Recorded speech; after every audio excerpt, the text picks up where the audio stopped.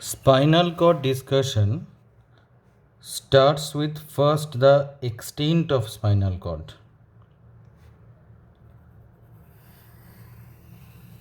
If this is our brain,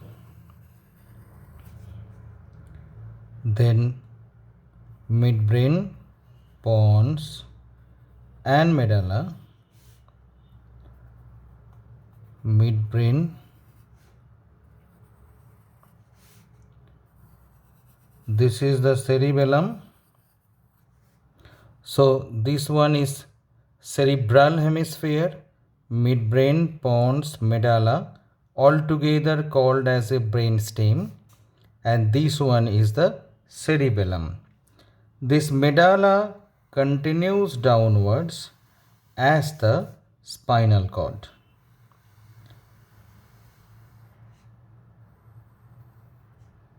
So now the question comes from where the spinal cord starts. Spinal cord starts from an imaginary plane that passes number 1 just rostral to the attachment of the first pair of cervical nerve. Number 2 upper border of the posterior arch of atlas. And number 3 the level must pass in the middle of the odontoid process of axis. So medulla continues as a spinal cord at an imaginary plane. That plane passes just rostral to the attachment of first pair of cervical nerve.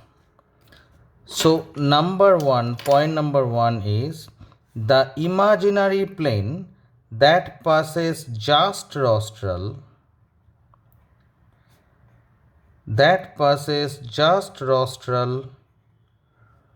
to the attachment of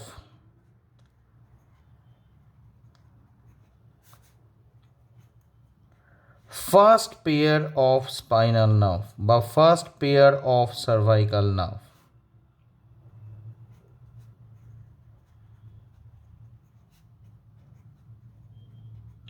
Number 2, the level must pass to the upper border of posterior arch of atlas. Upper border of posterior arch of atlas, and the level must pass in the middle of odontoid process.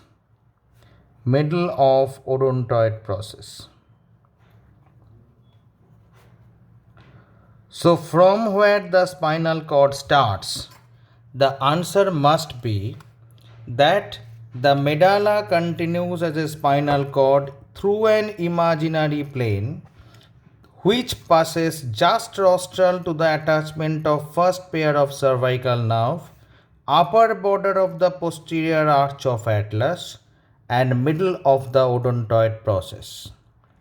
Now the question is where the spinal cord ends. The spinal cord ends as a tapering conus medullaris. This one is called conus medullaris. This is called conus medullaris, the tapering end.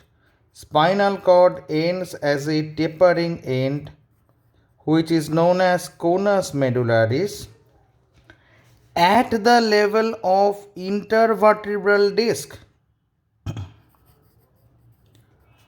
In between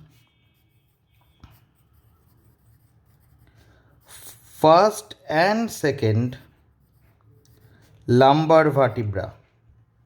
So spinal cord ends as a tapering end known as conus medullaris at the level of intervertebral disc in between first and second lumbar vertebra.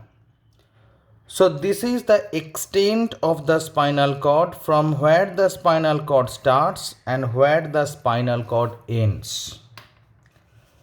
Now let us see if we make a section of the spinal cord. If we just make a section of the spinal cord, how the spinal cord looks like.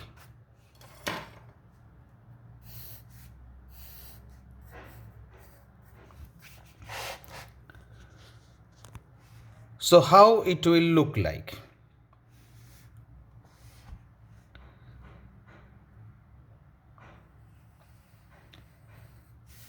This is the inner gray matter, H-shaped gray matter,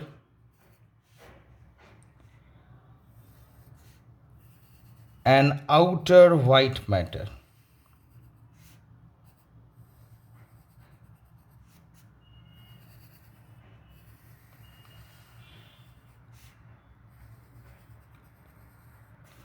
With a central canal through which the CSF flows. So this inner one, it is a gray matter, means it is a collection of the cell bodies of neurons, and the outer one, this is a white matter, means here lies the actions of the neurons. From the surface, this one is posterior and this is anterior. In the anteriorly, it is having a deep fissure, and this fissure is known as anteromedian fissure.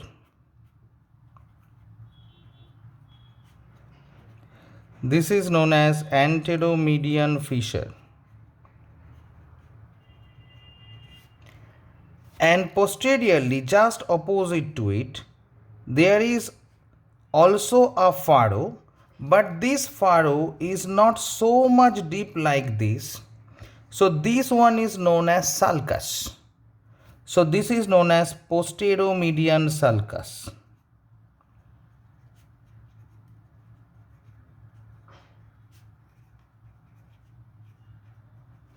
There are similar sulci. This one, obviously this is anterolateral sulcus, and this one known as the posterolateral sulcus. So from anterior to posterior, if we go anteriorly in the midline, we get a deep furrow known as the anteromedian fissure. If we pass laterally, we get the anterolateral sulcus. Then wind round, we get the posterolateral sulcus and the posteromedian fissure. Again posterolateral sulcus, anterolateral sulcus, anteromedian fissure. The space in between these two sulci, this is a space 1, space 2 and space 3. These spaces of white matter, they are called funiculus.